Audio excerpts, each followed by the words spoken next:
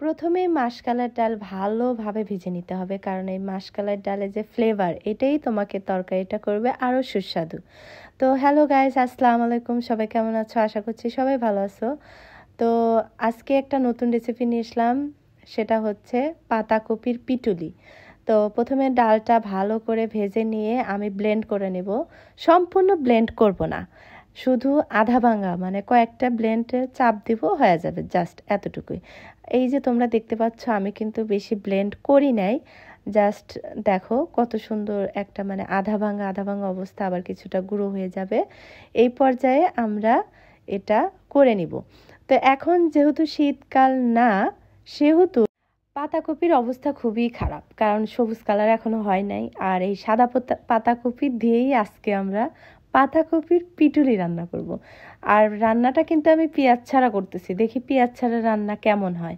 তো প্রথমে কাঁচামরিচ, কয়েকটা দারচিনি আর তেজপাতা দিয়ে আমি তেলে বসায় দিলাম। ভালোভাবে নেড়ে চেড়ে নিব।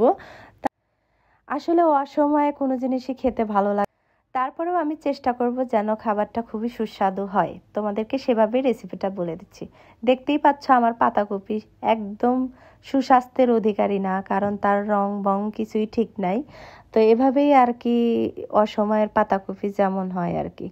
তো আমি ভালোভাবে নেড়ে চেড়ে নিব আর কিছু মশলা দিব এখন। আমি আসলে গুঁড়ো রসুন আর আদা গুঁড়াটা ব্যবহার করি, তোমরা চাইলে বাটাটাও দিতে পারো।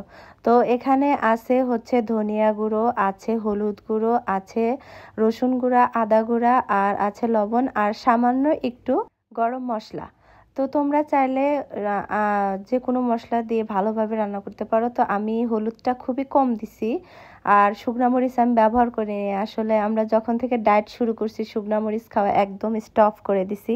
আর রেগুলারই আমার সবজি রান্না করতেই হয়, তো যতটা সহজভাবে রান্না করা যায় আমি ঠিক সেভাবেই তোমাদেরকে দেখাচ্ছি। এখন সবগুলো মশলা ভালোভাবে নেড়ে আমি কষিয়ে নিব। তো দেখতেই পাচ্ছ কালারটা খুবই খারাপ, কারণ পাতাকপির অবস্থা ভালো না।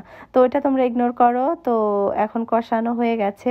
তো আমি এর মধ্যে ওই যে ব্লেন্ড করে রাখছিলাম সেই আধা ভাঙা ডাউলটা আমি এর মধ্যে দিয়ে দিচ্ছি। এই ডাউলটা দেওয়ার পরে একটা সুন্দর স্মেল বের হবে। যারা মাসকালাই ডাল পছন্দ করো তারা অবশ্যই জানো যে ডাউলটার ফ্লেভার খুবই সুন্দর। তো তোমরা এভাবে অবশ্যই ট্রাই করবা, আশা করছি সবার ভালো লাগবে। তো এভাবে ডাল দিয়ে ভালোভাবে কষিয়ে নেব। যখন থেকে ডায়েট শুরু করছি তখন থেকেই প্রতিদিনই সবজি আমাদের রেগুলার আইটেম, হয় লাউ, না হয় পাতাকপি, না হলে শাক সবজি, বিভিন্ন ধরনের আইটেম থাকবে আমাদের রেসিপিতে। কারণ